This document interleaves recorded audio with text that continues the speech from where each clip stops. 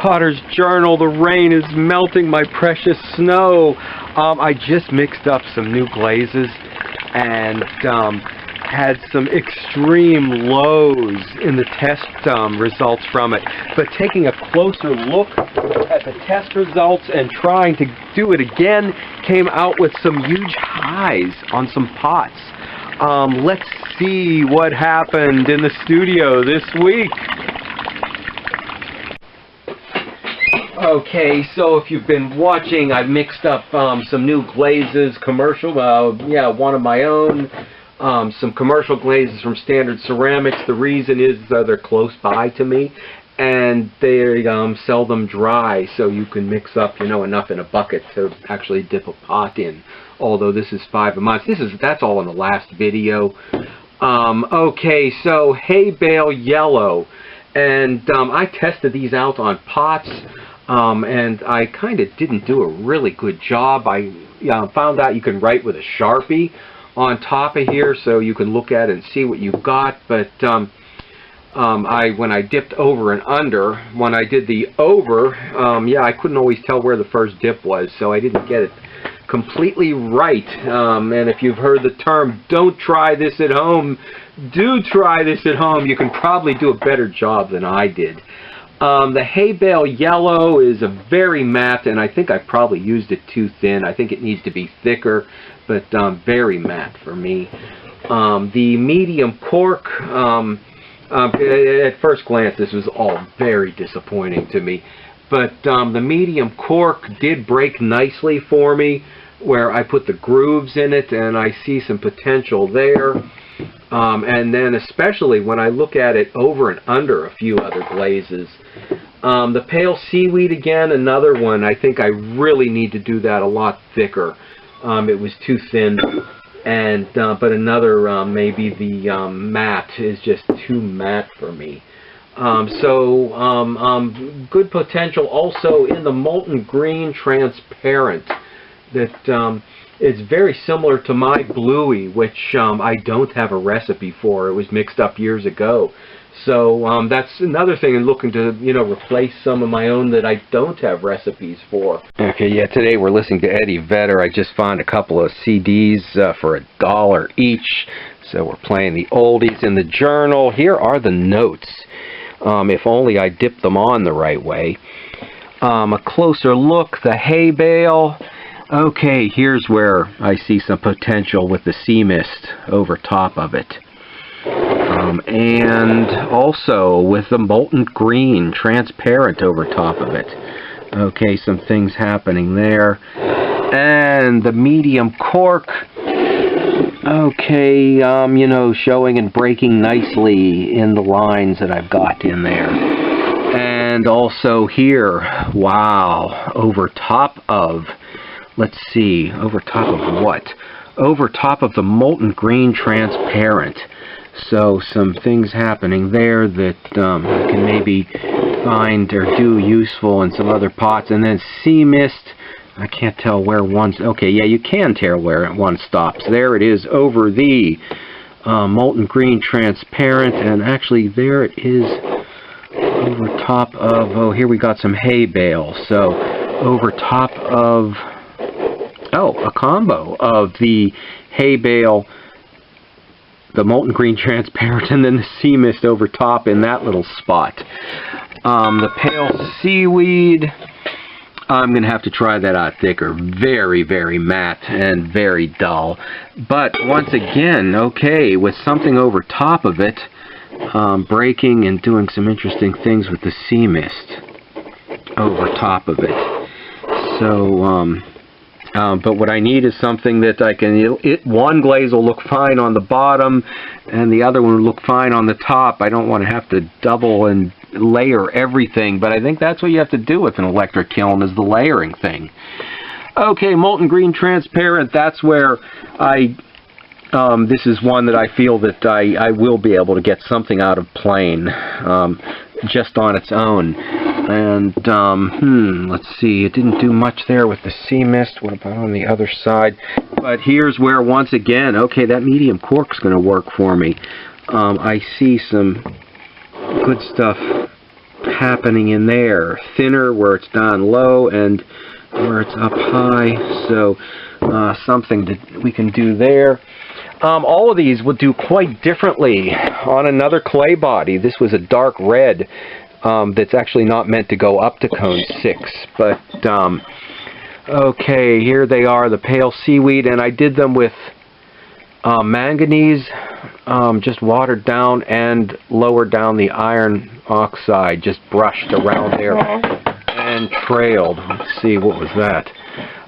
So that's the pale, yeah, I didn't mark that one, the pale seaweed, and then I just poured down the side of this jug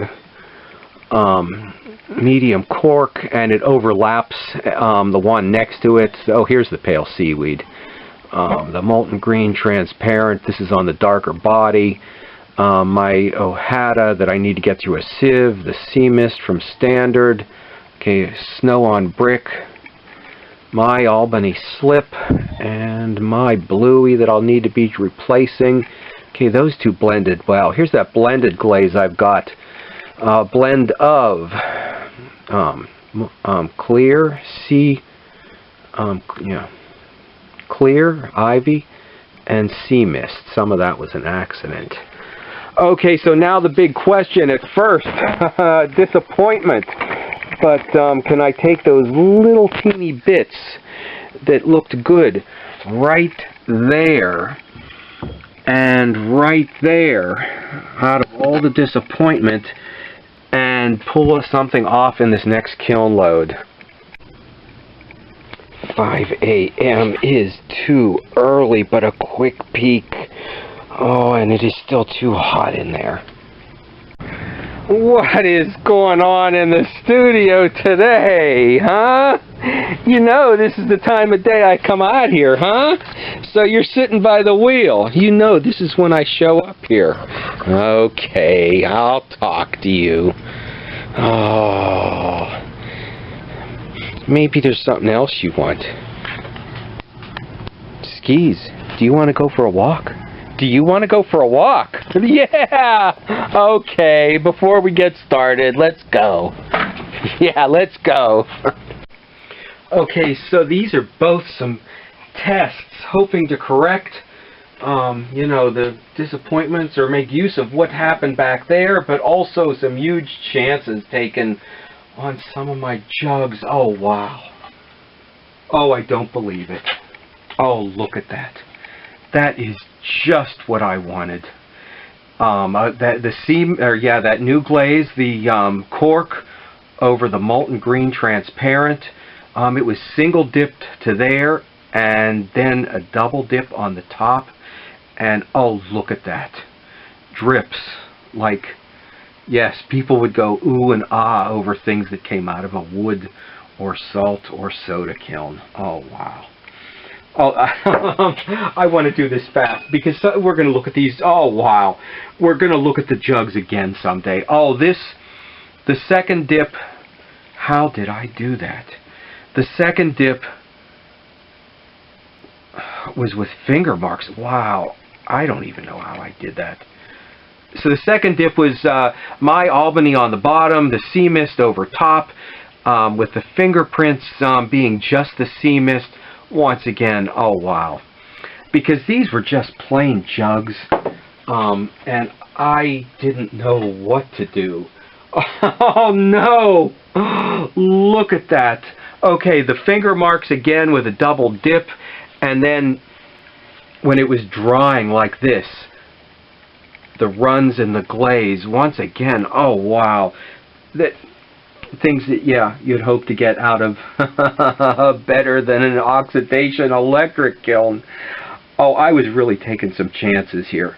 And there, okay, even there's one of those matte glazes underneath one of the fingerprints. Oh, wow, we're going to look at these things again later. That I don't know if this is all going to fit in that one clip. You'll have to stop back for this. Things serious artist potters don't make. I'll put them all in one clip. Okay, this I didn't mean to put in there. I already knew that needed to go through a better sieve. Yeah, the medium cork is working out good over the pale or molten green transparent. I put another little dip of something on the top. It looks like I shouldn't have. But once again, where the medium cork is single and then a little bit double, the drips show off. Wow, real nice. I just picked up a piece from somebody's out of a soda kiln, and those are the exact same things I was admiring in his. So here's that same combination on just, you know, a Pittsburgh stamp mug. It works there too. And okay, just something I was doing from the old combinations. Okay, this is why we're pushing the envelope. The two old combinations from last year, the old standards. Yeah, they're nice. But we pushed it, I think, a little further there. Oh, I can't believe it, because I was so disappointed with the tests that I unloaded. That I didn't think I was going to get anything. Yeah, another face jug here, with just a standard. Oh, you know what? This is all going to deserve a closer look. Wow, these are all tests. Trying to make best of all the disappointments. Yeah, just finding the little bits I liked out of the first tests and then using them to my advantage. This actually is my first year's standard production, I think I declared it at the time. And here it is on the spec clay body. So that does have some value to it over the I'm torn between the spec. Yeah, that cork. Yeah, it's going good, and the pale seaweed showing through the white slip. Oh, this is all going to take some time to look at. Okay, and figure out exactly which glazes we had over the, that might be the medium cork single, not double dipped, over the white slip. And here it is with the snow on brick, my original combo, the sea mist on the top and the inside. So the spec clay body, the sea mist on the bottom over a white slip, and the medium cork. Both used relatively thin there.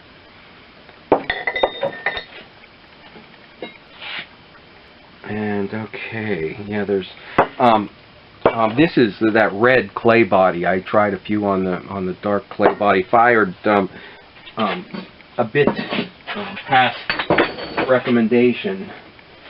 Okay, and down on the bottom. Okay, yeah, we're okay, just getting down to business and paying the bills here. Pennsylvania with my blended glaze, and that medium cork does, okay, break occasionally and let the pale seaweed or the ivy green transparent show through in an odd break. That was great on a jug, but I don't know here about it on the production piece. It would be fine maybe on a tea bowl. Oh, and it completely broke and separated on the inside where it was double dipped over that. So that's interesting. It didn't on the outside, but it did on the inside. Oh, and the pale seaweed I said needed to be thicker. It's still very matte. But, yeah. So we took the tests and doing the corrections that it just needed to be a lot thicker. I'm still not sure I'd go for it. But out of trying 4 new glazes, if I found 2 that I like and I can use, yeah, we're getting somewhere. And I think I don't have the combination yet for my Pittsburgh and Pennsylvania mugs, except for maybe my blended. Okay, so oh, we did it again. We took yeah, some test pieces and looked closely at the fine details, and got some success out of it by making some adjustments. and getting the glaze a little thicker. So, wow, I was ready to just put those glazes away and let them dry up. So, a second try. And, you know, some of these look good enough to drink out of. Oh, the tests. What a huge low. And taking little bits from that. Wow, to be able to turn it into a huge high. Here is that piece I picked up from a wood soda kiln. And all the things I admired in that. And here is that piece I just pulled out of my electric kiln. And this is just what I wanted. I don't think we saw the top of that the first time round.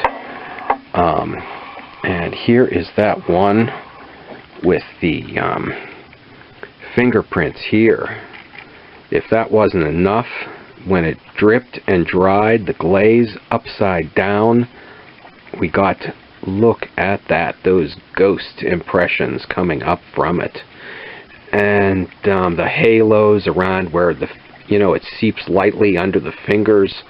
And even, okay, and then just seeing the sea mist where there was nothing else underneath. And here, okay, some of that, what I thought awful, pale seaweed. So, lows to highs today.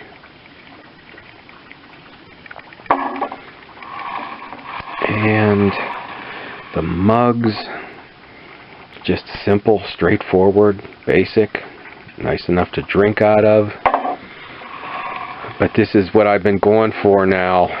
Well, I don't like the slip pattern on this one, but this is what I've been looking for now for a couple years. And yeah, a little tough to come by, but here it is with the I've done it with the snow on brick and the sea mist, and now the medium cork. And one more. These were just jugs until we had this happen.